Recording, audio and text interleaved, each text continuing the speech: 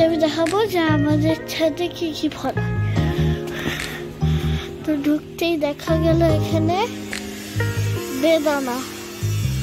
এই দেখেন আমাদের কাছে অনেক বেদানা হয়, দেখতেই পাচ্ছেন। এবার আমি দেখাবো আপনাদের পেয়ারা। এই যে ছোট ছোট পেয়ারা হয়েছে, তারা দেখতেই পাচ্ছেন। আর আমি এখন দেখাবো আমাদের লিচু গাছ। ওই যে দেখেন লিচু হয়েছে। এবার দেখাবো আমাদের গাছের ফুল। এই দেখেন কত সুন্দর সুন্দর ফুল এখানে আছে। আর আমাদের ঠাম্মার তুলসী মন্দির।